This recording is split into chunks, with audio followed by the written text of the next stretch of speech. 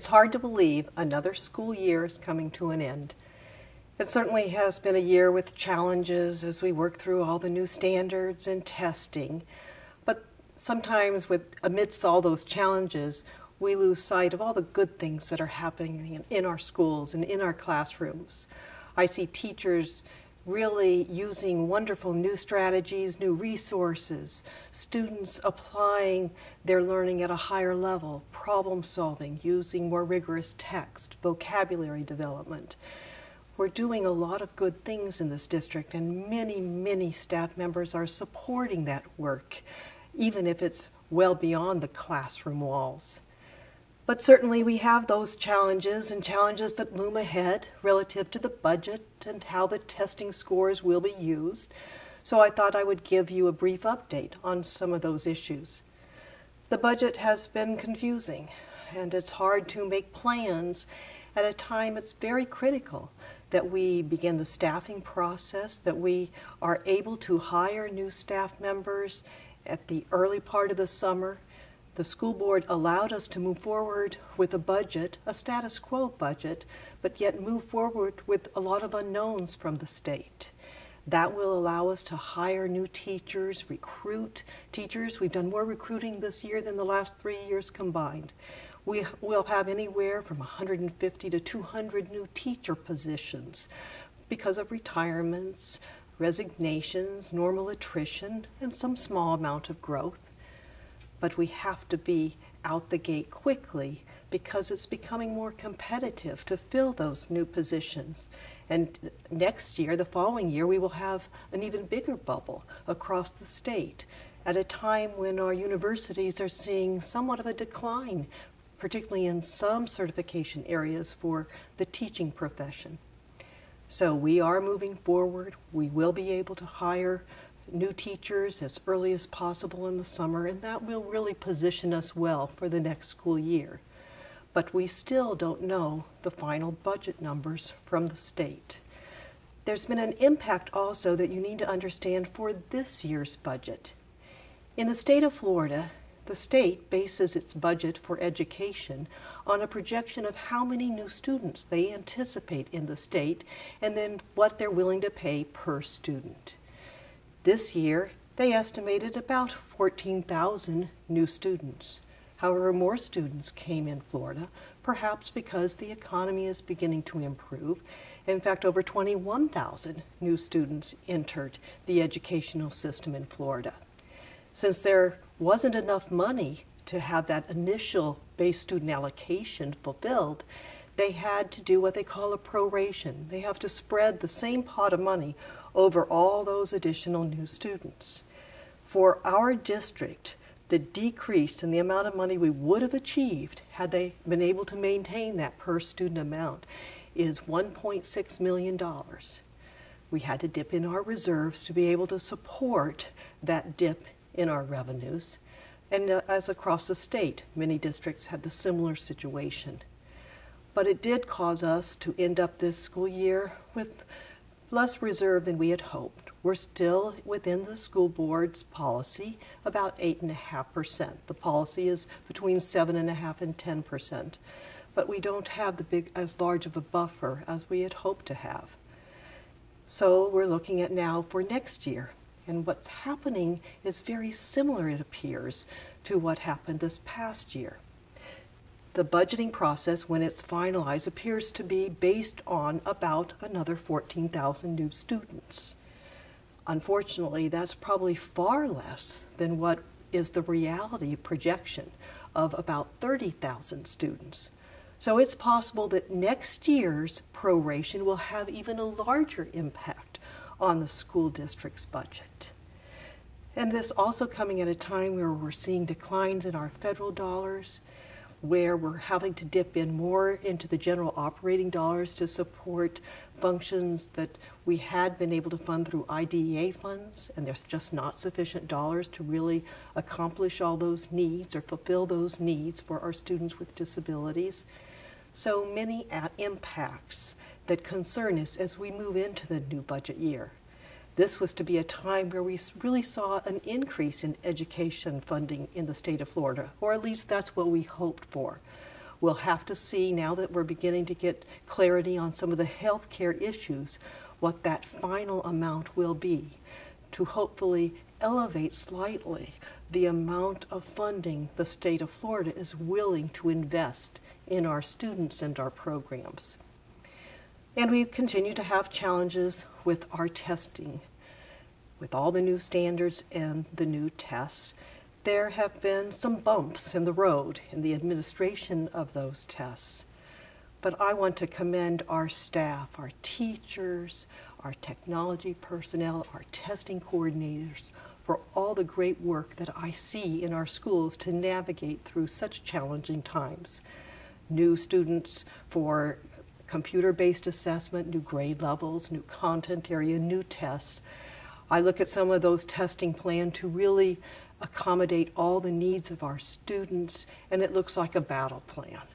I know there's tremendous disruption that the testing causes, but I really am so happy to see the way that our staff has worked with that issue and tried to mitigate it as much as possible.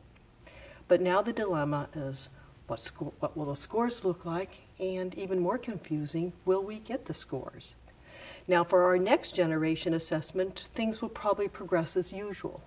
Those are our science and our social studies assessments, as well as for our local assessments, of which we did only a few, 7 in the entire school district. But what is confusing is the new FSA assessments, and when we will get those results, and if we will get those results. Part of the accountability bill that was signed by the governor said that there will be a company, an organization, that must review all of those assessments and determine if they are valid. They will review the development of the test, the administration, and the scoring of the assessments. That process will continue throughout the summer, and because the DOE made the decision that they will not release any scores until it is determined that they are valid, we will not see any results until September. And that is if the test is determined to be valid. And that's caused a great deal of confusion and concern about how those scores would be used, particularly where it has impacts in the coming month.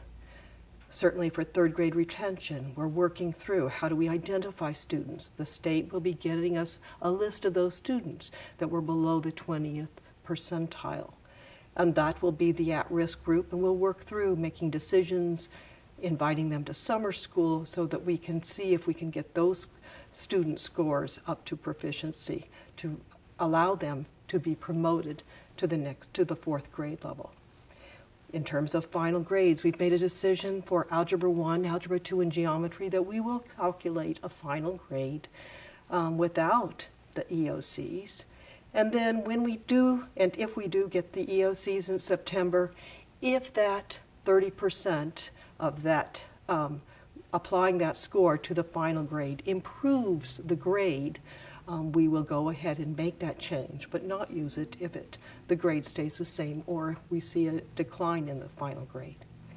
Those are all new systems, new things that we have to figure out and do at a time when there is more and more impact on testing, analysis of the data. And so that's of some concern.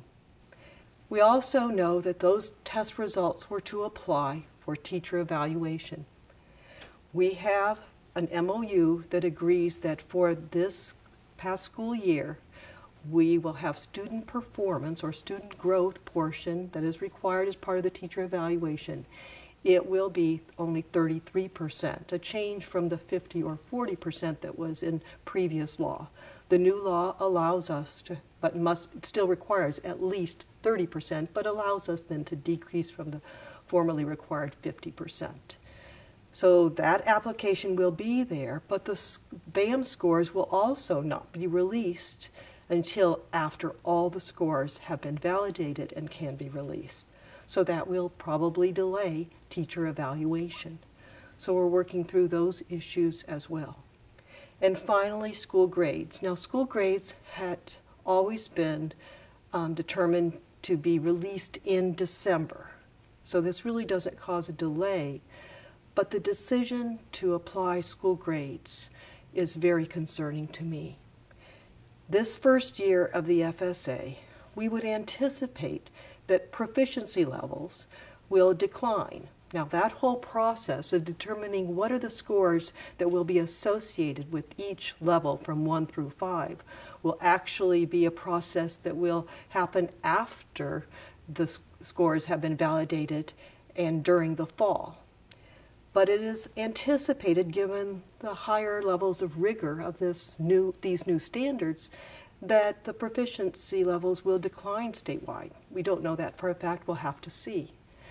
But for the first year, we will not have learning growth scores because we don't have something to compare it to that is exactly like the new FSA. We won't have that until the second year of the administration.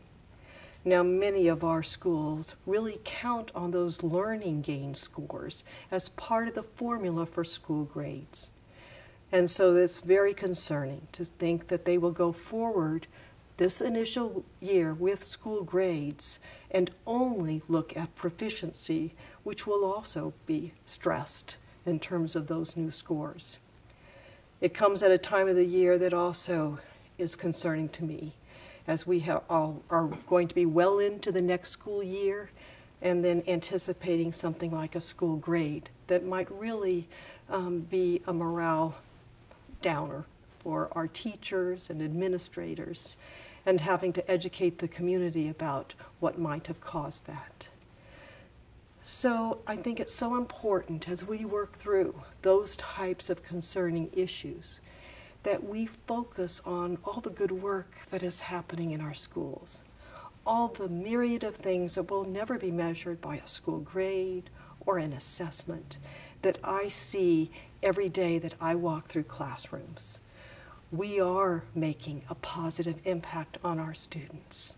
Our teachers are working diligently to help boost their performance so that they can be competitive in the workforce and in their future years. We're doing good things, and we have to remember that and not let policies and formulas impact us to the point that it really causes us to step back. We have to continue to move forward and support each other during difficult times. But that also means you've got to individually, each one of you, step back, get your rest, become rejuvenated over the next few months. I know that many of you are continuing working. Even our teachers are continuing to do professional development over the summer. But I do hope you take some time to enjoy your families and friends, enjoy all that life brings to you, so that when we approach fall and some of these many challenges, we will be rejuvenated and ready to focus again on the needs of our students. I so greatly appreciate all the work that I see so many people doing to support the students in our community. We have a lot to be proud of, and I thank you so much.